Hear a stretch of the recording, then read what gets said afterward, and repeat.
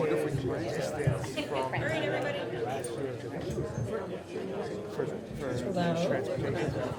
All right, good morning, everyone. We're going to get started. So thank you all for joining us for another fantastic Four Towns meeting.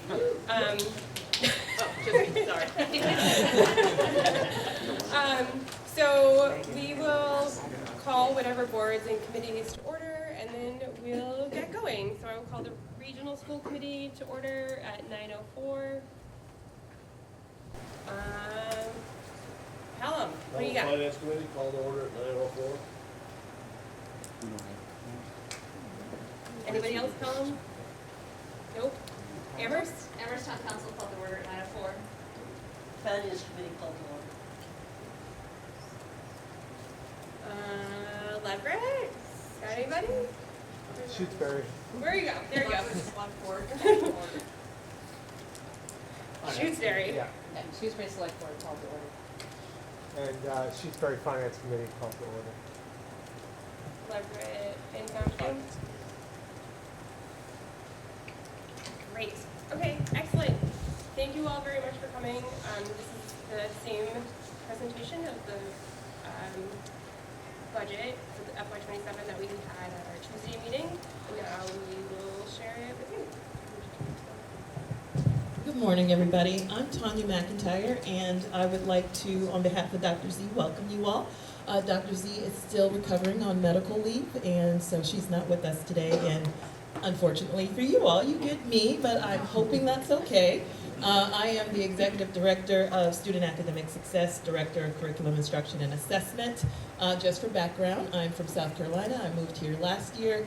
I taught for 25 years high school mathematics, and then I got in the central office. This is now my 32nd year in education, and I have 2 grandbabies. Has nothing to do with anything except they're 3 months old, and I'm telling you, I have 2 grandbabies. Their names are Leo and Hyacinth. So welcome. And Shannon will be joining us virtually. Actually, I have to go to the other side, so I won't block my wonderful teammate there. Shannon, you want to say good morning? Yes, good morning, and I am not feeling well, and I didn't want anybody else to get sick, but I needed to be present, so thank you for allowing me to do this remotely. And Tanya is going to walk through the first couple slides and then hand it over to me, and we'll walk through the presentation together. Thank you, Shannon. Hope you're feeling better. And we also have several team members here as well. I won't call their names because they are shaking their head no. So there we are.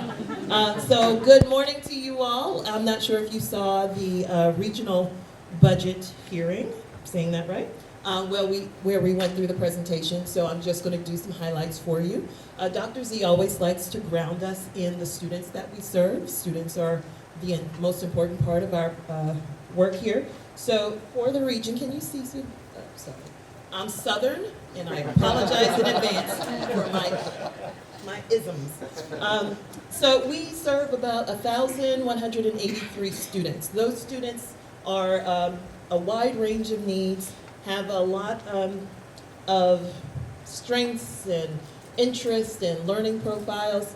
We have about 25% of our students are special education students, and it's important to know that our special education students are not monolithic. So what that means for us is our neurodiverse students come with different needs. So one student might need more alternative instruction, one might need differentiation, one might need something different. So as you think about that number, I need you to think about the vast majority of students that are in special education have something different going on, which is why they have individual education plans.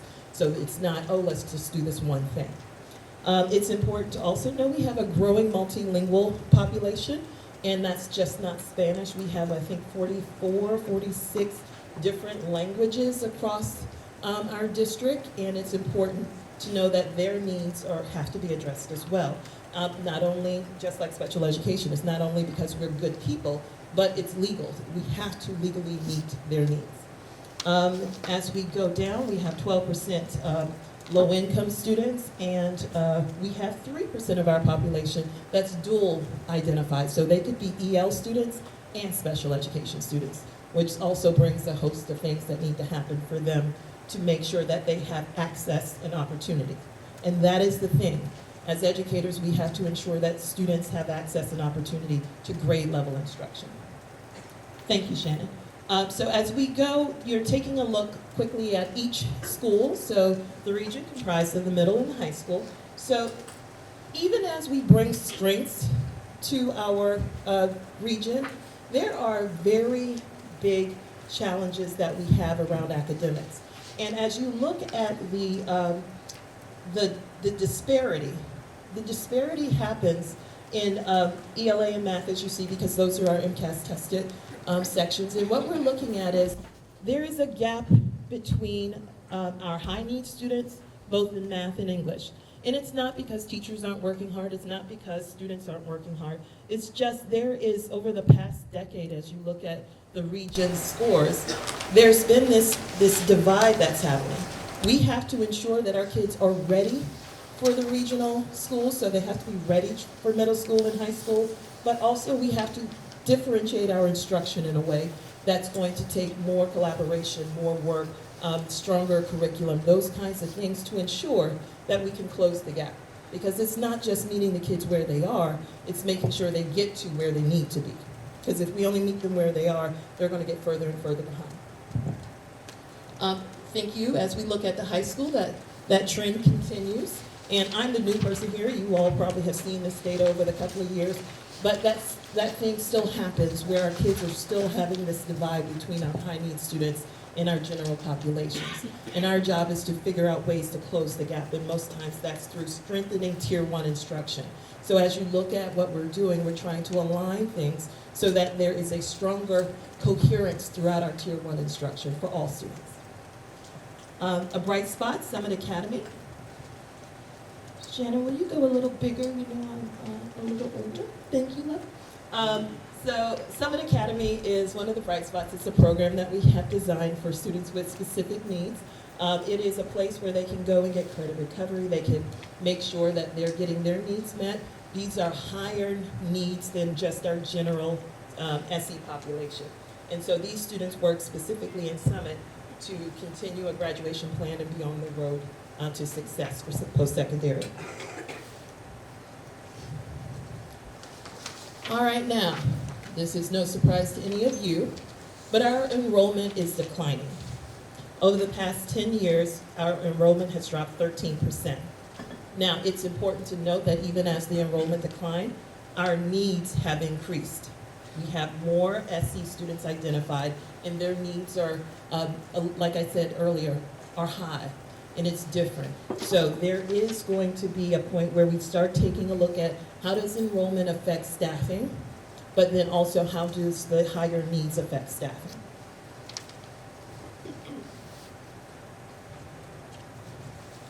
So over the past 10 years, as the enrollment has declined in the region, the staffing models stayed the same. So in a budget crisis, in a budget crunch, what happens is not only do you all look at what you can do from your lens, as a school district, we look to see, is there a point that we can realign what's happening? Can we realign our staffing to really meet the needs of the students that we have now versus what we've always done? And that's what we're taking a look at. It's important to make sure we pay attention. Anytime there's a talk of cuts or transition or any kind of deficit, it is a hard thing because those are our colleagues, those are the teachers, those are the people that are working really hard. And so what we try to do is to minimize the pain point there, but still make sure that we're aligned to what our current needs are and a sustainable model for the future.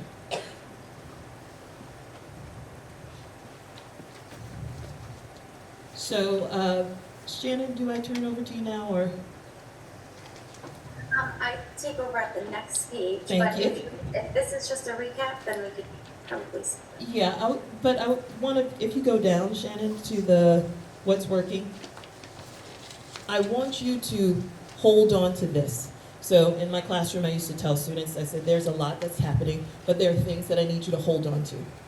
There are great things happening in the region. We have strong educators. We have amazing students. I need you to know that just because we're trying to realign what we need to do fiscally just to be responsible and sustainable does not mean there aren't great things happening.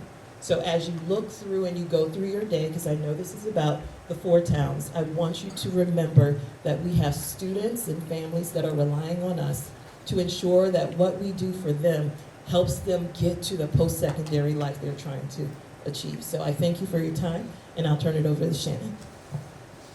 Thank you, Tanya.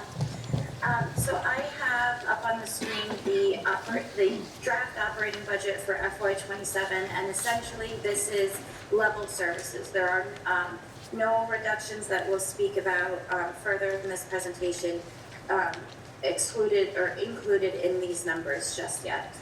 So at the top we have our salaries, and those are increases due to steps and COLAs. And we have our substitute line and our contracts line. Our contracts line is the extended summer programming for special education, our band monitors, our athletic trainer, things of those sorts fall into the contracts line. In regular, actually, if we move down to the expense accounts, these are non-payroll lines, so salaries are not being paid from these lines, and I'll just hit a few that have some increases here. So special education, we have an increase in out-of-district tuition and transportation for those students, and the rates for the out-of-district placements go up every year, and those rates are set by the OSC office. And in other programs from the last time we met, we've had an increase in here since the preliminary estimates came out from DESE. So there's an increase to our charter, and there's an increase to our school choice assessment, as well as the estimate increase for our vocational tuition as well. Another spot with a larger increase is within our central administration. That's largely due to our legal fees, but we also, our audits have gone up each year, so we've accounted for that. And our HR platform for rolling out the records and our professional learning, that is included in here as well.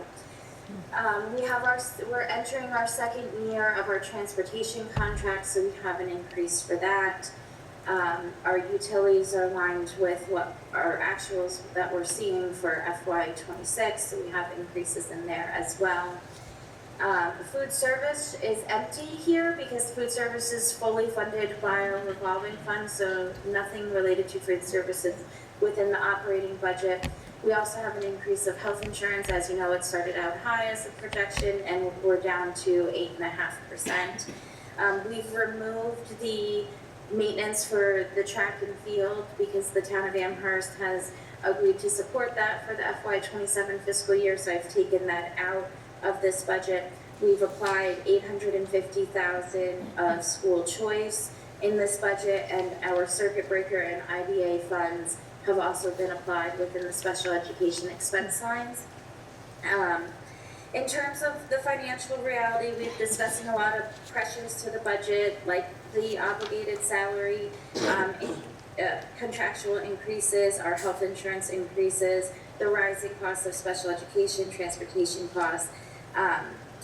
And we've been looking at all of our grants and revolving funds, and I'll speak a little bit more about this on a different slide to see how we can utilize those to help offset this budget as well. So if we move on to the next page, you're familiar with this sheet. This is the revenue sheet. On the left column, we have FY26. On the right column in blue, we have FY27. So at the bottom of the previous page, we had a $39.9 million budget, and that's at level of services with no reductions. We have an increase for Chapter 70 based on the estimate that came out at the state level. We also have an increase for our transportation reimbursement. We don't know where the transportation reimbursement will land at this point. We do know we're spending more on transportation, so the reimbursement will be higher just off of that alone. But we won't find out until well after the budget has been voted by school committee what that reimbursement would be. Our Medicaid revenue has remained steady, so we're not making any changes to that. And charter is also a very difficult balancing act. It can swing very large from one year to the next, so we're holding that steady. We have increased our interest revenue significantly based on what we've received the last 2 to 3 years. So this is still a conservative estimate, but an estimate that I do feel comfortable with supporting the operating budget. The homeless and foster care reimbursement, that has not been included on the revenue sheet in the past, but it is something that we have been receiving for the past few years, so we are now including that. Previously, when we had that and received it, it would hit our general fund revenue and then would end up rolling into our E&D, but I just wanted to call it out because we are starting to receive that consistently. And then we have our E&D budget at $800,000 to support the budget and $280,000 as a contingency. As you know, we are hitting we have hit our max in E&D, so it's an important balancing act to ensure that we do utilize those funds to support the budget and review it year over year. Down here at the bottom, we have the assessments for each town. So Amherst has an increase of 4.11%, Pelham 8.38%, Leverett at 4.18%, and Shutesbury at 1.42% increase. Because at the end of FY25, we had more funds in E&D that allowed $151,000 to be exact. The school committee took a vote whether to apply that to the FY26 assessments or to focus it on the FY27. It was my recommendation that we would adjust the FY27 for a smoother, cleaner process at that point. So down here at the bottom, we've divided up the amount that these assessments in the blue column would be reduced for each town. However, the amount in the blue would be the base for next year. So with the reductions, or with these assessments, the reduction required of the district would be $1.1 million. So I'm going to talk a little bit about what these reductions are, the budget adjustments and additions that we have here. So on budget adjustments, it's important to realize that these are not actual reductions. These are a change in how they're funded. So we have a summit teacher that we will move on to the summit revolving fund. The position's not being eliminated, it's just going to be funded from a different source. We also have the 6th graders moving into the middle school, and there are going to be shared staff between the region and between Amherst School District. So we've been working through that with the Amherst School Committee, and we have an estimated savings in the region because staff will be split between of $197,000. So that's also being taken into account. We have a preliminary estimate of rural school aid of $175,000. This is a conservative number. I don't know where this will land at the state. I was hoping last year that we were going to see a large increase, but then they ended up decreasing the amount we would receive from the prior year. So this is still conservative, and I hope that there's continued application for rural school aid so that we would see an increase to this. We're moving a salary intervention teacher to Title I, and that's a federal entitlement grant. Last year, there was a lot of discussion around our athletics revolving fund, and we had to shift some of the costs for athletics onto the operating budget, and that was our contracted transportation for athletics. So I'm gradually going to start putting that back onto the athletic fund. We have seen a big increase in our revenue collections for athletics this year, and that's partly due to moving to electronic payments, and Georgia and Victoria have done a great job in staying up to date and making sure that we are collecting those fees. We have a counselor that will move on to a grant that we have available, and also there's a psychologist that will be moving on to the grant as well. I will say this psychologist is also an ad, but the ad becomes a wash because we're going to support it on a grant, and I'll talk a little bit more about that on the next slide. So here are our budget additions. So we have, like I just said, an ad of a psychologist due to the shifting needs of students that we see will be needed for the upcoming fiscal year. We also have an ad for BCBA, and I cannot remember the exact acronym that BCBA stands for, so Tanya, if you remember, that would be helpful. Board Certified Behavior Analyst. Thank you. So there is an increase in need for those types of services. So in speaking with SSO, our Joanne Smith, she is recommending that we have an additional staff member for that as well. When we move down to reductions, Mickey Bermacki did a really great presentation Tuesday night around this part, so I will do my best to relay this information. So we looked at how many students are in the classrooms, and can we adjust teachers based on the classroom size. And so we do have some departments that are running 36 to 48% and not the full section.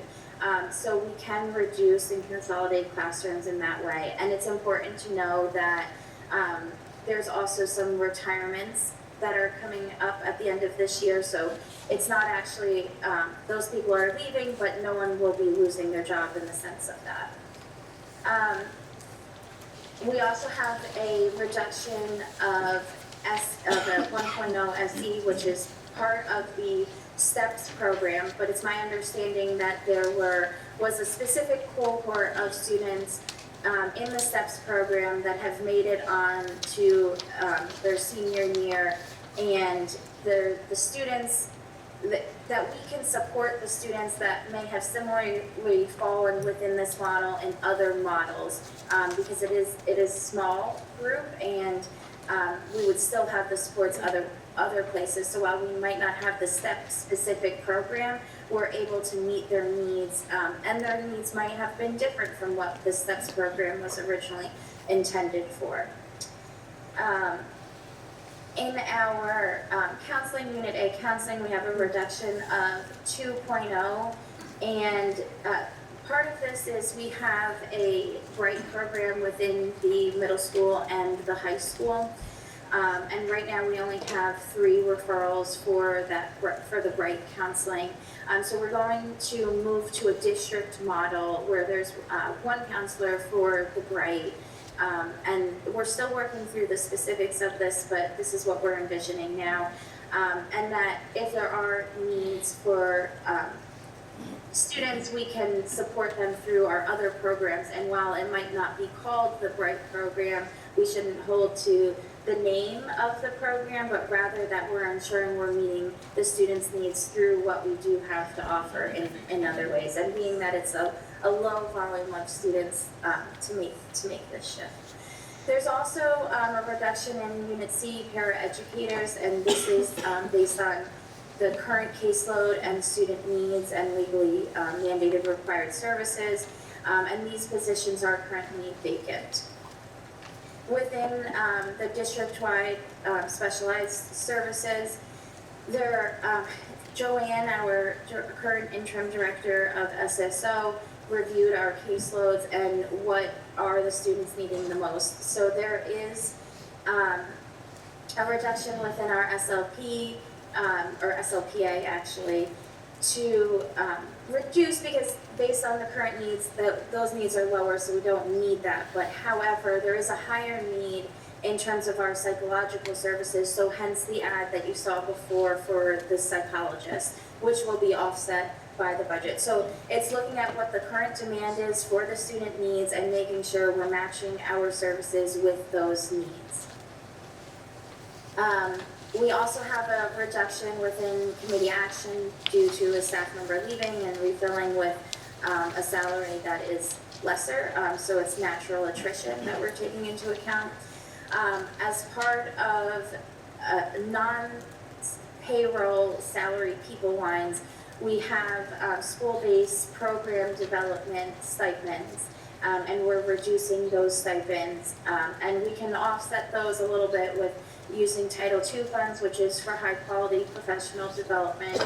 So needs of that sort, we can utilize Title II for instead. There's also a reduction in our Unit B clerical positions across the high school, middle school, and central office, reducing their work days from 261 days to 241 days. And these days would, the days that they were reduced would align with the current school breaks that are taken during the fiscal year. And lastly, due to reductions in positions, we have to adjust the fringe, the health insurance, due to staffing levels. So with those, we know that we would have a little bit less of health insurance needed. So I think one other important piece that I want to hit before I turn this back over to Tanya is that within the reductions, there's no actual person losing their position, that we were able to achieve this budget by moving funds within the grants, within the revolving funds, by reducing positions that are being, or that are retiring, that are vacant, and still being able to maintain a good education for the students. So I think that's really important and a really difficult thing to do when you have a $1 million budget cut to achieve. So I think that's worth acknowledgement. And then Tanya, I will hand it over to you to do a final wrap up. All right, I'm back. So what we hope for you today is to understand what we're trying to do is to not only think about our instructional programming and aligning services, but our school committee was very clear and gave us some directives around what their priorities are. And that's important. It's important to know that our school committee is focused in working to ensure that students have high quality education. So they wanted to preserve student-facing positions. They wanted us to make sure we're compliant legally with our federal and state guidelines. They want us to think about sustainability. So what you see is a collaborative effort between principals and APs and the district office to ensure that our alignments around cuts happened in a way that preserved what they were looking for, but also paid attention to our enrollment and shifts in our delivery model. So as Shannon, you can go ahead down. As Shannon goes through this list, or as you look at the list, one of the things that need to be in the forefront is that's what we try to do. We try to understand how has our enrollment shifted, how have our needs increased and where, and how do we align those things so that we meet not only what our school committee charges us to do, but also stays legal and ensure that we're in compliance with federal and state laws. So I thank you all for your time. I thank you all for the work that you're doing. And I turn it over to Sarah Bess, I believe, for questions. Thank you. Okay, thank you. So we'll have some clarifying questions we can do for normal, or we can have some clarifying questions, and then we can have our regular breakout sessions and come back, have a discussion, and then go on another afternoon. Are there any clarifying questions to start?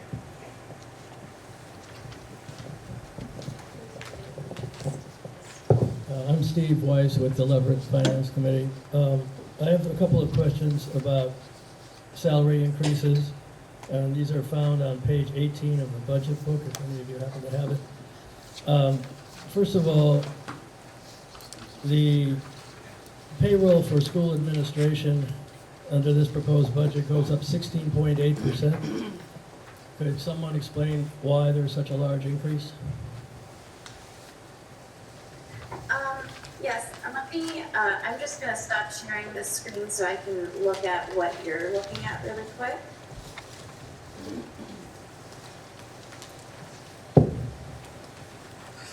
Was this in the beginning intro of it, or were you looking at the actual line by line piece Well, of the this budget? is on page 18 of the budget book, titled The Expense Budget. FY 2027 proposed budget general fund appropriation, and the first part of it is payroll accounts.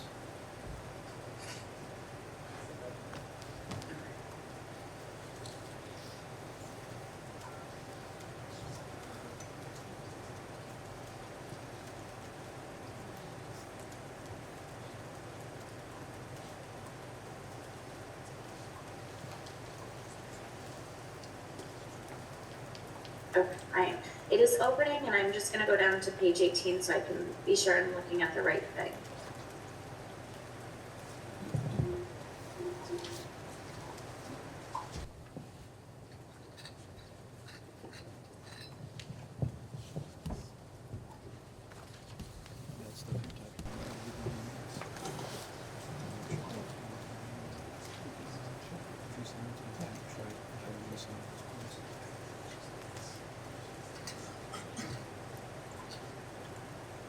Can I clarify, did you say just central or all of your? No, this is just, sorry, Sorry, this is school administration. thank you, thank you. Okay. Couldn't figure out which line I was supposed to. So the school administration would be the principals, it would be the assistant principals, it would also be, I believe the deans roll up to that as well, if I'm remembering correctly.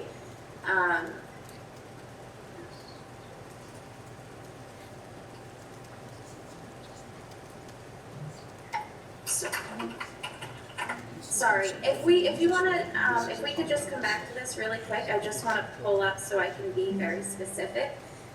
And while I do that, if there's just another question, I'll come right back to that, just so that you're not sitting and waiting. On the same thing that's going on. Yes. Just pulling up more into the answers.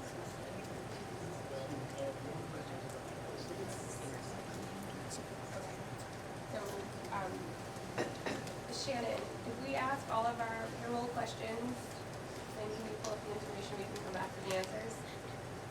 Yeah, that's another good idea. It's just when it gets really specific into account lines, I do have to go and look specifically, you know what I mean?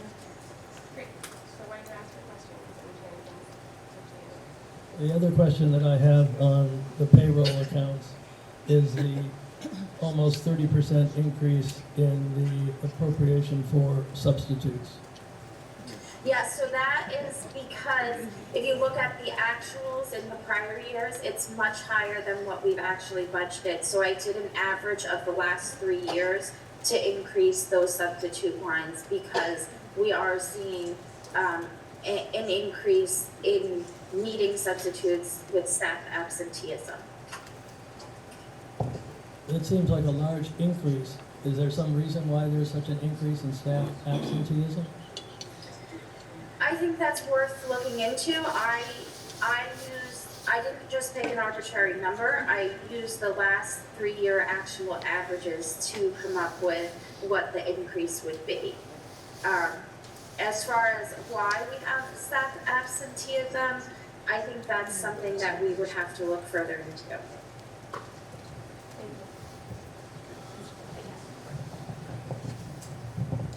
Thanks, Shannon. When looking at revenues, the line for charter reimbursement does not match what I see on the cherry sheet and the difference. And so could you explain the difference in it? Yeah, so- It's significant enough, it's $400,000 difference, that is why, yeah. Yeah, the cherry sheet historically, for what the charter revenue would be and for what the charter assessment would be, never matches or is close to being what actually happens. So it's a bit of a false number for us to use that as what we think we would receive. So the better way to look at it, in my opinion, is we have a sheet to actually track the students and by grade level, and it's a projection tool that we use to determine how much we think we'll pay and how much we think we'll receive. And charter's interesting because the first year you receive 100% reimbursement. The second year that student is attending, it's 60% reimbursement and then goes down to 40%. So it's kind of like this waterfall effect. And we have an actual Excel document that we use for that projection rather than following what the charity sheet does or provides. So then I have a follow-up request on charter. When you produce the overall report, if you would do a charter section that would show actuals for the last the 4 years before this, student counts and net, because one part is the reimbursement. So I think the assessment is in the expense line called other. And I'm doing it for the public also to understand this is there's a net outflow on the cherry sheet of almost $2 million, for FY27. I'd have to go back to the other years. So I think it's useful information for everyone to have. So and then if the initial cherry sheet isn't accurate, it would be good for us to see what you originally had in the budget for it. Because if it comes in at higher, it's very helpful. Does that go into reserve funds or cash flow? So it's just it's a big enough difference that it would be worth tracking. Thank you. Great, thank you. Sure. Hey Shannon, I was just wondering what the date you used for the enrollment projections were, because I think you were expecting one in February, The date of what? I'm sorry. the charter school enrollments. So I have not actually received, so I've been emailing the state for the Q2 report of the specific actuals for FY26, and they're currently moving to a new system called CHAMP and not on the security portal. And so I've been quite annoying to get those actuals, so I had to just go on like everybody else and take what the preliminary estimate on the DESI's website is. I would have much preferred to have the actual enrollment though. Does that answer your question? Yes. Thanks, Shannon. Are there any further clarifying questions? Oh, okay.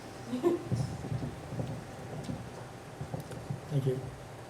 Shannon, if we could go back to page 18 of the budget book, Yep, this time under expense accounts. yep. Two questions, although they're similar. The increases for special education, other programs, and central administration, do you anticipate the same level of increase for the following year? It's really hard to tell in terms of special education because it's all dependent on student need. And we do have possibly up to 3 residential placements at the region for special education. So it's just really difficult to know. But if I had to guess, I would say yes in terms of special ed. For other programs, which is our choice charter and vote, we have seen a trend of increase over the last few years, so I don't think that we would see a decrease at this point, but also difficult to answer. If somehow students magically come back to the district and from choicing out and from charter, that would be great. But I don't know the answer to that. And central administration, I think we won't see as large of an increase because right now we're aligning with the increase for the audits, the increase for our new HR platform. I did take an average of the last 3 years for our legal fees. If those tend to come back down, it could possibly be a decrease, but I don't know that we'll see an increase as high because we've taken into account we've increased some of the budget lines to align more with what we've actually been spending, and they're long overdue to be increased that haven't been increased in the past, if that makes sense. And then one other question under expense accounts. There was a significant reduction in contingency and reserves, over 25%, but that the lines over the last few years are wildly different. Could you help us understand better what this category is and what you anticipate going forward? Yeah, so the contingencies and reserves, that's where we would have like a bucket for degree changes because those by contract, if if a staff member does have a degree change and they switch lanes, of that sort, they're entitled to a higher salary. So we do have a bucket for that. We do have a bucket in there for professional leave and maternity leave when staff go out. There are also merit awards per the union contracts that we provide, so there's a budget amount in there. It's also where over the past few years when we had ESSER, where ESSER funds were held or decreasing the budget by that amount, so it's always a wonky number. I also put in an estimate for what I anticipate the region to receive in rental income from the Amherst School District, because the Chestnut Street Academy is going to be within the middle school. We haven't finalized that contract, but I wanted to make sure that it was taken into account in this budget. So that is a negative number within the budget that, you know, kind of is funky and changes what the total is and why the difference is from FY26 to FY27, why you see a decrease there. One last question about that line. Could you explain why between fiscal year 24 and fiscal year 26, the amount budgeted for this line goes from $171 to $503,000? Yes, so we don't actually, when somebody, so we save we save the money down below for what, for these contingencies that come up. But when they're actually charged, for instance, if a staff member does have a lane change, we're not gonna charge that lane change at the bottom, we charge it to the payroll line that they're charged to. And partly because when we do the end of year report, we have to make sure that we report that person's salary in the right bucket.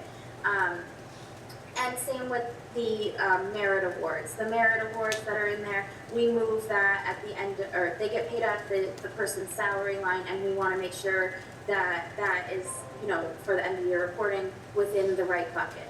When we reduce an account line in the control accounts, like what was done in the past for ESSER, we're just reducing the overall budget, and that's an easy place to put it. But then when we actually moved funds from the operating budget onto ESSER, we had to move funds that are in different lines of the operating budget, they're not sitting in this contingency spot. So it's not that things actually get charged here, it's just where we put our contingencies, and then the actual costs go to the appropriate line to ensure that we're reporting it correctly at the end of the year. Thank you. Nancy Grossman, Leverett Finance Committee. When I looked at that document, I found it frustrating that the percentage changes were left off. Was there a reason that happened, and could those be included in the future? Because I found it very hard to interpret the information without doing all the calculations myself. Yes, which document were you referring to? So the same one that Steve is asking about, the budget book, and right now we're looking at page 18 of the. Okay, so it just has the dollar amount, but not the percent change. And Okay. that, it was just very difficult to interpret what the information was. Yep. Thank you. Great. Oh, okay. Hi Shannon, I hope you're feeling better. Lynn Griesmer, Amherst Town Council and Finance Committee. But have we ever done a comparison, once we move to the new special ed model of doing higher special needs within the schools, as to what are we actually saving or compared to if we had tuitioned those students out? That doesn't get into the philosophical issue of whether we'd like to keep them local. I want to be very clear. That's a very important issue. But just the cost comparison, because one of the reasons for that change several years ago, it was both philosophical in terms of keeping kids local, but also eventually it would save money. So just to recap your question, I want to make sure, because it was a little muffled in some spots on my end. You're asking if we like the difference between keeping students in-house versus keeping them out, and is it, which one is more, have we done an analysis, or which one is less, and does it still make sense to do it how we've been doing it? Right? Yes, again, though, absolutely expressing that tuition out does not philosophically meet that goal of keeping kids in. So we haven't conducted a formal analysis with any types of reports to that, but I think it's important to understand the cost of what an out-of-district placement is for one student alone, which can be upwards to $130,000, $200,000 for just one student, plus the transportation cost. And sometimes if we have multiple out of districts that are going to the same place, we can save on transportation because they can ride the same van. But sometimes that's not always the case.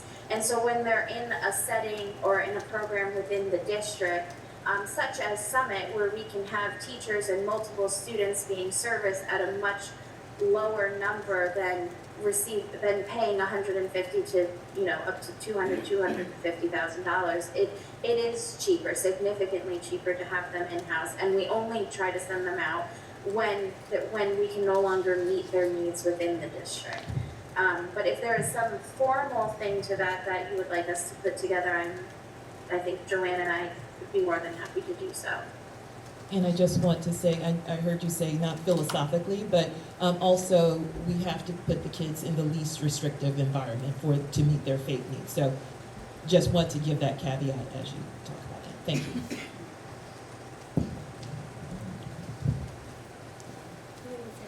I was just gonna speak, I think. I was just gonna say, I think the transportation cost alone, we were looking at it one time, it was like $600 a van per day. So if it was one child, I think the cost was like $600 a day just to transport them. So just transport alone without paying the tuition, would be a huge expense that we wouldn't have to do if they stayed here. And the only other question I have was the HR platform. Is that a one-time fee? And if it is, could we look at our towns on their free cash and do a different request for that? Or is it not a one-time, the HR platform? It's not a one-time. It's not a one-time thing. Okay, thank you. It's carrying over year to year. Same question. Morning, AJ Cashy from the Shutesbury Finance Committee. I was wondering if you could talk about sort of what process there is for disaggregating the costs associated with the sixth grade academy and how that either gets compensated to the region, or like I'm just looking at lines like facilities, utilities. I assume some portion of those costs need to be applied to the sixth grade academy. If so, how is that happening? And or is that what the rental income is designed to do, is compensate the district for share of those costs? Yeah, so for the rental, the cost of the utilities, the facilities, maintenance, things of that sort, that'll be all a part of the lease. So I have already reduced the budget for what I anticipate that'll end up finalizing around. And then that money will actually go into a revolving fund. We'll have to set up a separate account and move a portion of the utilities onto that revolving fund. So the revenue will go in that revolving fund, and then we'll end up charging the utilities to that, which will have a net effect. But for right now, I just have that amount in the control accounts until we finalize and know exactly how much it's going to be. So just a follow-up. So is the amount of that lease being calculated as a function of what share of those costs are going to sort of proportionally be applied to the sixth grade students? Is that Yes. how you're determining? Yeah. Okay. Based on square footage. Okay. Great. Okay, We have one more over here. we have one more. Oh, sorry. late question. We didn't hear anything about the capital plan and the capital budget and what the assessments for capital will be in going forward the next couple of years. Are we going to hear about that at this meeting?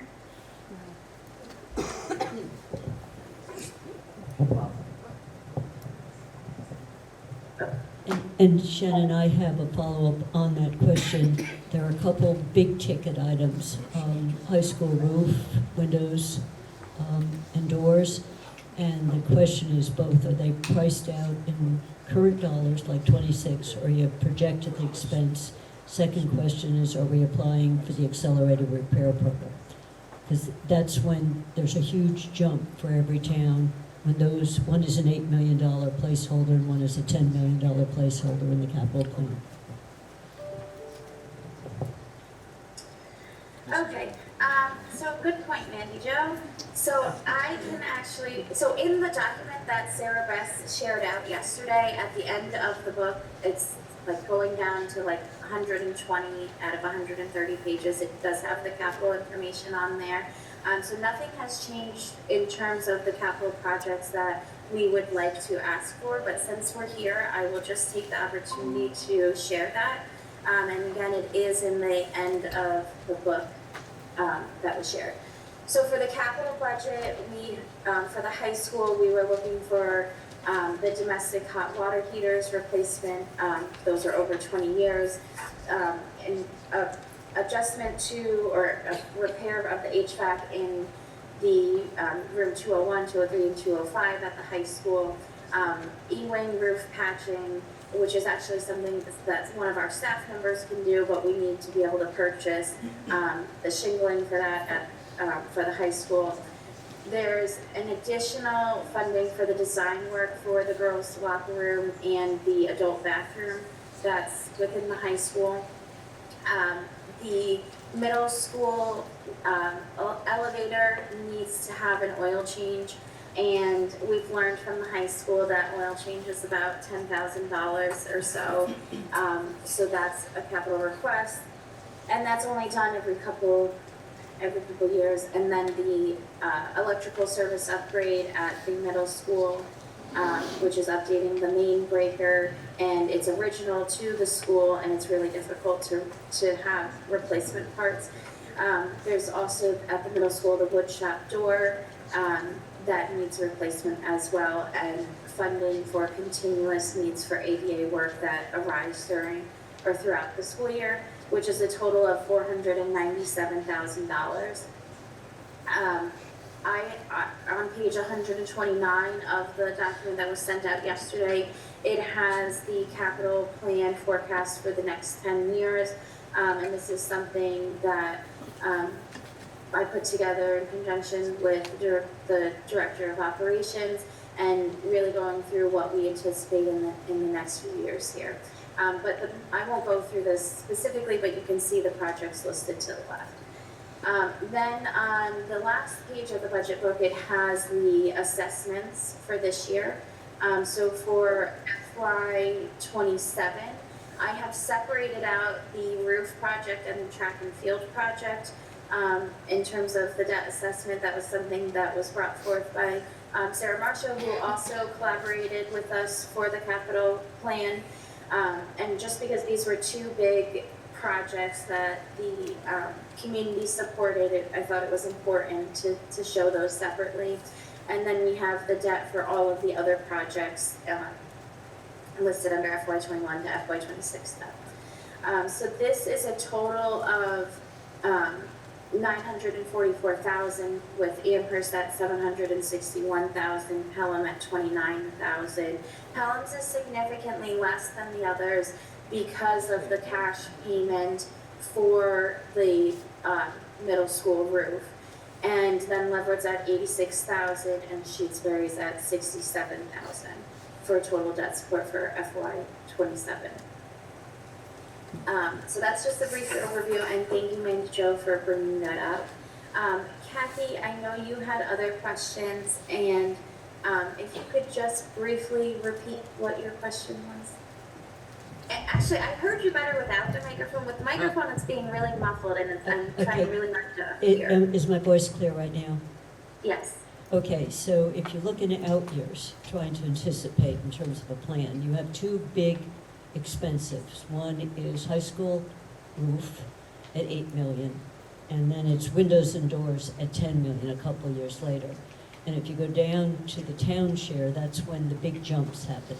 So my two questions about those entries was, one, the $8 million is, as many of us will remember, is less than what we just did for the middle school for part of the roof. So is the 8 million in current dollars, or have you already anticipated what the cost will be? Or are you planning on going to the accelerated repair program, and this would be the region's share of it if we got that? And the same question then is for the 10 million. Is the 10 million, assuming we're in accelerated repair and that's our share, or or is it in what is $2032? You know, the year that it's put in. And I'm just looking because if you go down to the town share, there's a huge jump in each of the years those come in. So trying to think in advance of how to avoid that would be great in terms of the capital planning. So I just line that up with the big jump is those two big ticket items when I look down the columns. Yeah, so these are placeholders, and we put them in there to give you an idea that this is something that's coming down the line, but it is something we would apply for a grant for, and it might not be in FY30 that it happens, but it might be, I forget off the top of my head when the high school roof would qualify for MSBA. It might be in FY30, and that's why we listed it in there, and then we would start applying for that. And so that's an estimate.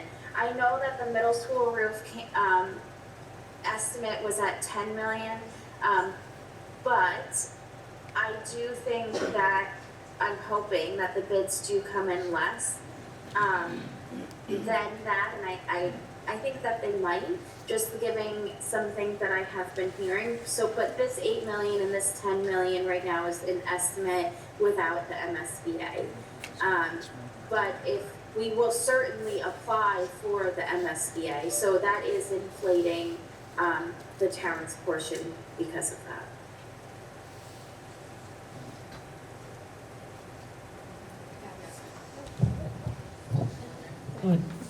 Thanks, Shannon.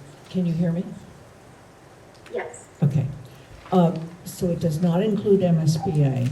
Is it possible that the roof and the windows and doors might go in under the same application? And are there other things that would go in under the same application? That might be a year-by-year issue because whether or not they're eligible. That's just a question for down the road. The other question is, in both the middle school roof and the high school roof, I believe we've already clarified that the middle school roof is solar ready, correct? It is not. Okay, all right, then that leads my next question.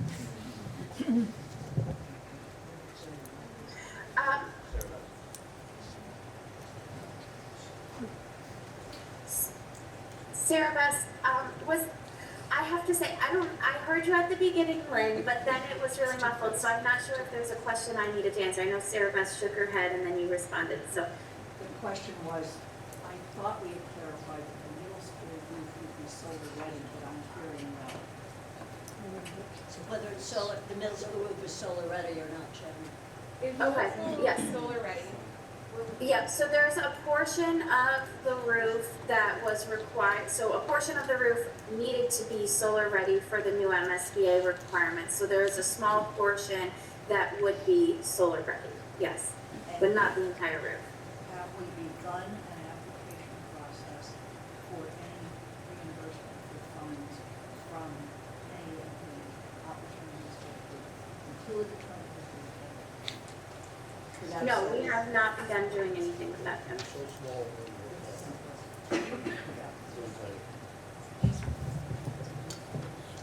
So just to add to the solar readiness question, the portion of the roof that is being prepared for solar is, from what I can tell, not going to be done in a cost-effective way, because the cost of adding steel dunnage to the top of the roof basically erases gains long-term of solar power. Portions of the auditorium roof may not need that additional dunnage structure. We also have not seen the plan for the auditorium roof, so there's more to learn about there.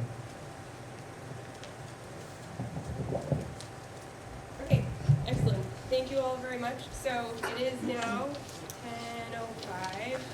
So how about at 10:20, we come back here and finish up, and then we can have our afternoon. So see you back here, 10:20. Thank you. It's the time to discuss among your towns. Are there any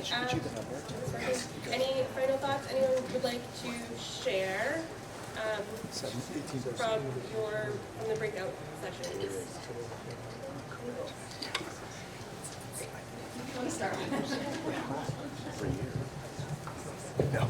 Mandy Jo Haneke, Tom Amherst.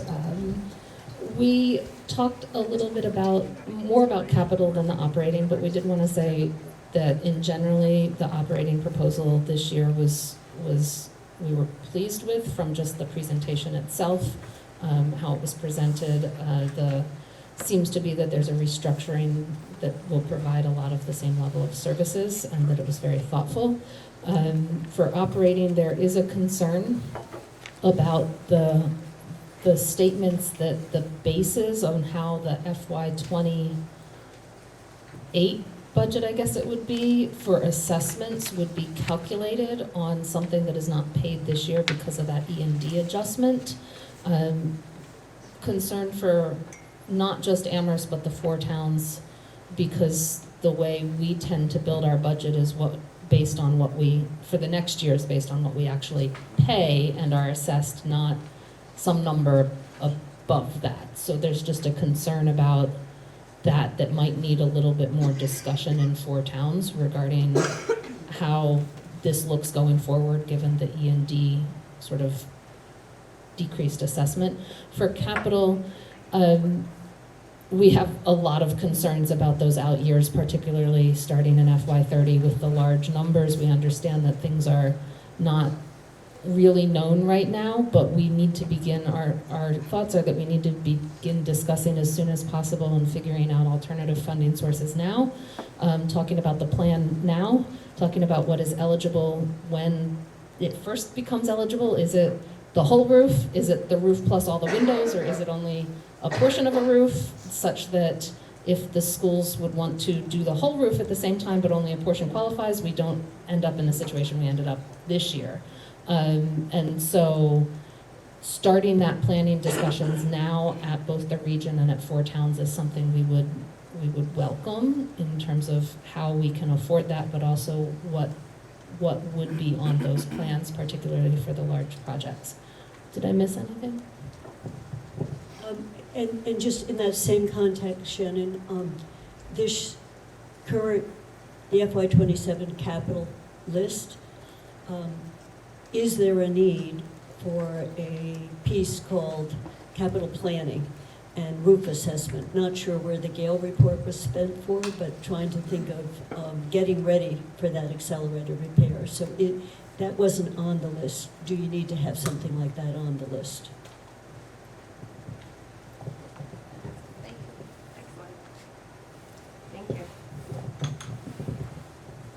Susan Mosier, Shrewsbury FinCom. I want to thank the region for this presentation. There was a lot of detailed information that I feel we can bring back to our citizens and put on our website, this report, so that it takes some of the angst out of the changes that are ahead. Thank you.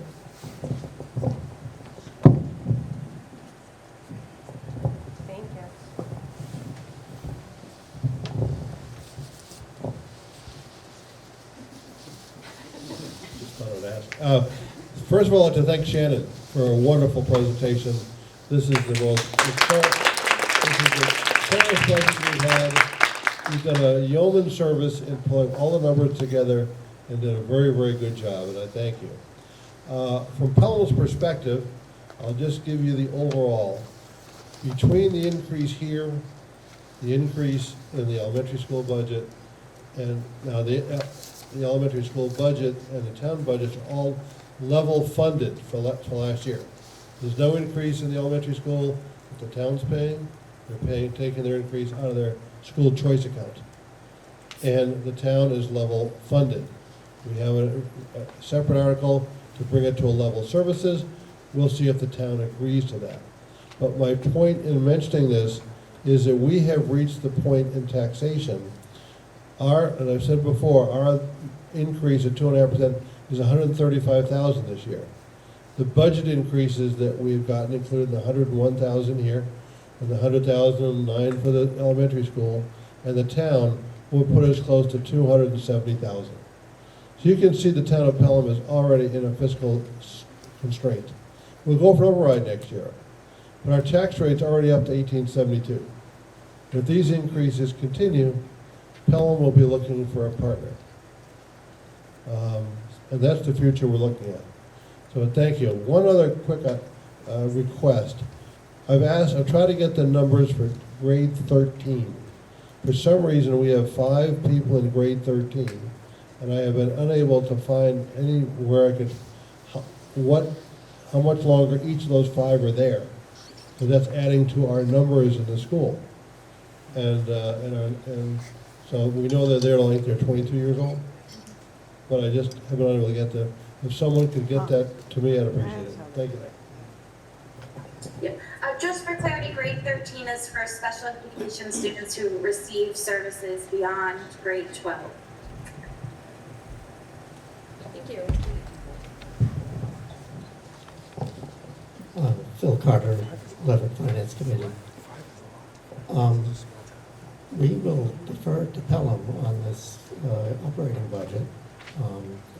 If Pelham can live with an 8.4% increase in their assessment, if you say you can live with that, we will go along with a 4.2% assessment in our increase in our assessment. I am personally very surprised if you are willing to live with an 8.4% increase in your assessment. If you say that you need cuts in the regional school budget, we will support you in that. We will go along with that. But if you say you can live with an 8.4% increase, we will go along with a 4.2% increase in our assessment.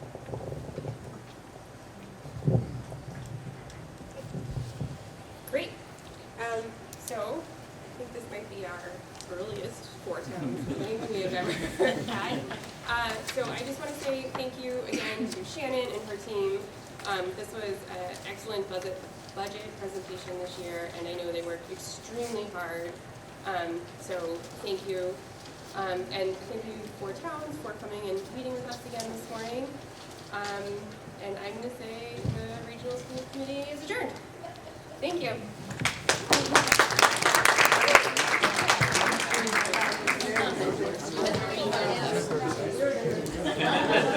Thanks, Kathy. I was worried it was going to be a long Yeah, we're meeting at 5, so I will just